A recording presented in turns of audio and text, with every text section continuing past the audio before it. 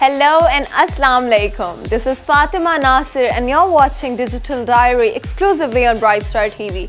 In today's episode, we're going to talk about some very interesting and controversial news stories from the world of technology. Technology is not perfect, you guys, but we're going to get there. On to today's top 5 stories from the world of technology today.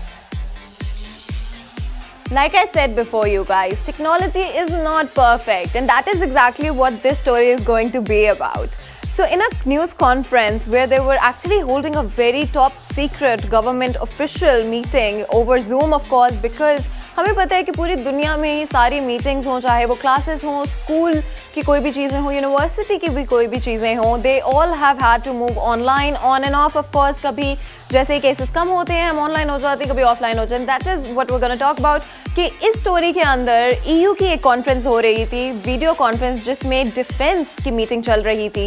And उसके अंदर एक Dutch journalist अचानक से jump in करके पहुंच गए, जिसके बाद डिफेंस मिनिस्टर ने पूछा भी और उनको आगाह करने की भी कोशिश की कि क्या आपको पता है कि आप एक टॉप सीक्रेट गवर्नमेंट मीटिंग के अंदर शामिल हो रहे हैं. तो उनका कहना था कि ट्विटर से उनको ये डिटेल्स मिली जो कि गलती से एक मिनिस्टर से पोस्ट हो गई थी. Like I said before guys, technology is not perfect और आए दिन कोई ना कोई ऐसी चीज़ें होती रहती हैं. I think government organisation specially जो कि आजकल ऑनलाइन मीटिंग्स कर रही हैं, उनको मेक श्योर करना पड़ेगा कि कोई टॉप सीक्रेट तरीका निकाले जहाँ पे इंक्रिप्टेड मैसेजेस के थ्रू लॉगिन डिटेल्स मेंबर्स को भेजी जा सके, ताकि वो एक्सीडेंटली कहीं पोस्ट भी ना हो. और अगर गलती से किसी को एक्सेस मिल भी जाए तो सिवाय उन मिनिस्टर्स के कोई और उनको एक्सेस ना कर सके. एंड आई होप कि ये दोबारा नहीं हो, because I mean government meetings should be very very secret.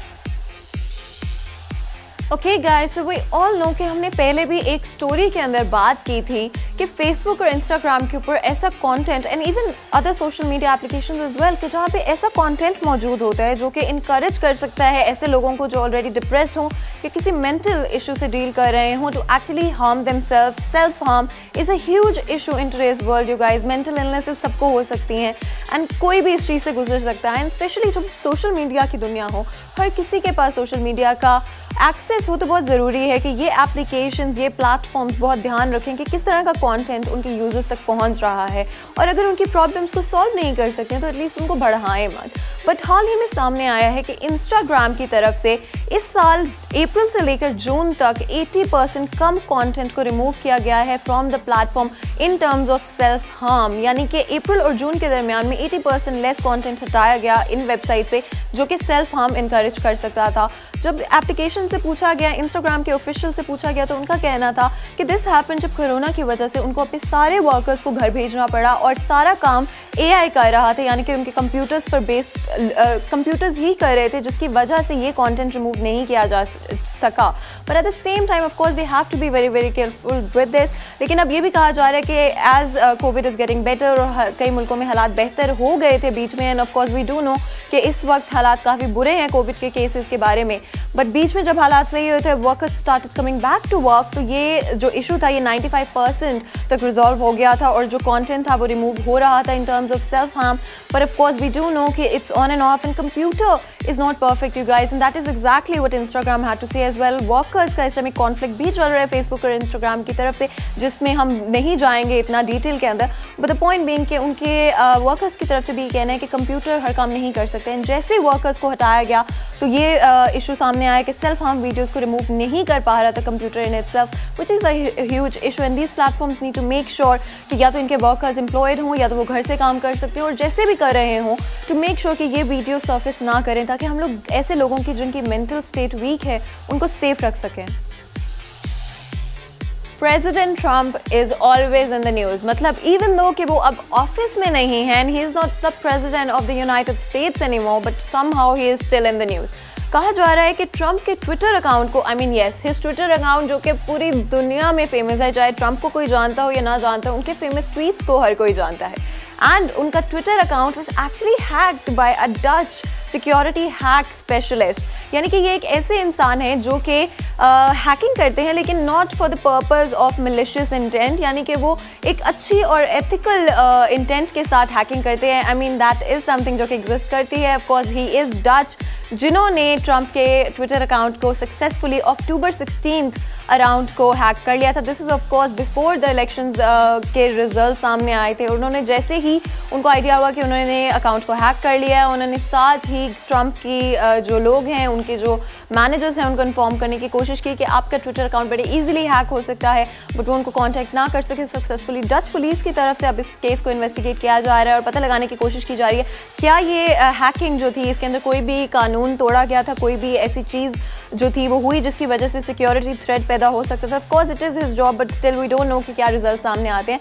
And he did it for the purpose of just telling people कि इतनी आसानी से अकाउंट को हैक किया जा सकता था। And he did not have a malicious intent. So I really hope कि डच पुलिस की तरफ से उनको जल्द से जल्द रिलीज़ कर दिया जाए एंड ट्रम्प के मैनेजर्स की तरफ से जल्द उनके अकाउंट के ऊपर जो है काफ़ी सारी सिक्योरिटी इन्फोर्स कर ली जाए ताकि दोबारा हैकिंग ना पॉसिबल हो। YouTube is a big platform. आज की रियलिटी में बात करें तो YouTube has become such a huge part of our lives. But at the same time, YouTube ads are the worst part of it. बल्कि सिर्फ YouTube पर ही नहीं बल्कि किसी भी वीडियो स्ट्रीमिंग प्लेटफॉर्म के अंदर advertisements just take away the fun of it. But YouTube की तरफ से now they've actually announced in a very shocking news कि they are going to put more advertisements, यानी कि हम उम्मीद कर रहे थे कि वो कम कर देंगे बट वो एक्चुअली ज़्यादा करें अपनी एडवर्टिजमेंट्स को। एंड ऑफ कोर्स एक सब्सक्रिप्शन और प्रीमियम सब्सक्रिप्शन के थ्रू जो है इन एड्स को अवॉइड किया जा सकता है। But I know for sure personally मैं अफोर्ड नहीं कर सकती and I am sure a lot of people out there wouldn't want to afford it as well.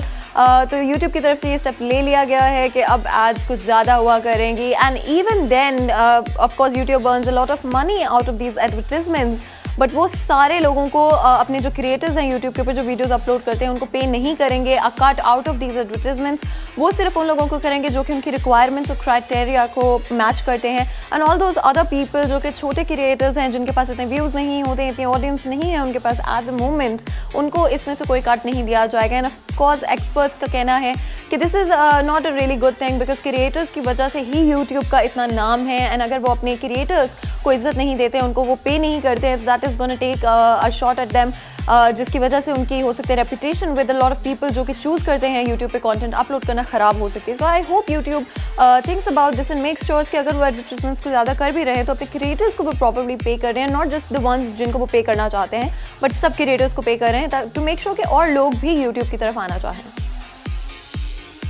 Of course guys, everybody wants and dreams कि एक वक्त ऐसा आए दुनिया के अंदर कि we can all be able to use internet wherever we are in the world, चाहे हम लोग सी पर हों, चाहे हम लोग एक प्लेन में हों, चाहे हम लोग अपने घरों में हों, चाहे पहाड़ों में हो। कौन नहीं चाहता कि आपको full internet access with a very good speed मिले हर जगह पर। And that is something that can come true. Of course it's gonna take a bit of time but it is something जिस पर इन द मोमेंट काम किया जा रहा है। A company called OneWeb is currently working on this project, but हाल ही में ये कंपनी बैंकरप्सी में चली गई थी, जिसके बाद अब सामने आ रही हैं रिपोर्ट्स कि यूके गवर्नमेंट और एक इंडियन कंपनी की तरफ से इसमें 500 मिलियन पाउंड्स की इन्वेस्टमेंट का प्लान बनाया गया है ताकि इस कंपनी को दोबारा रीस्टैब्लिश किया जाए और एक तरह से रीस्टार्ट किया जाए इस प्रोजेक्ट को, जिसके थ्रू 648 सैटेलाइट्स को दुनिया में स्पेस के अंदर लो ऑर्बिट में भेजा जाएगा। 74 सैटेलाइट्स ऑलरेडी भेजी जा चुकी हैं इस प्रोजेक्ट में और 648 सैटेलाइट्स इन टोटल इस लो ऑर्बिट के अंदर भेजी जाएंगी,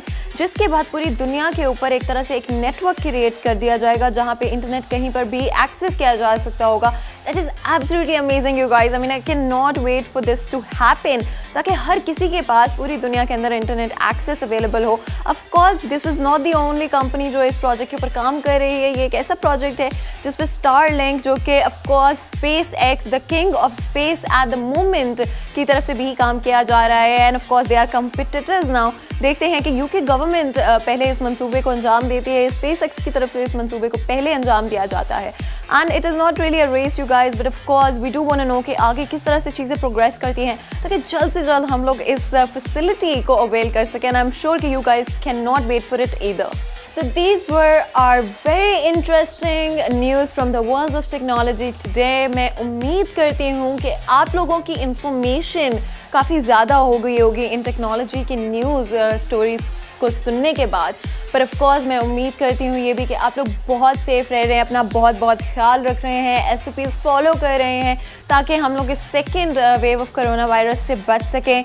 मैं मिलूंगी आपसे अगली दफ़ा कुछ और ख़बरों के साथ। तब तक अपना बहुत बहुत ख्याल रखें और मुझे इजाज़त है।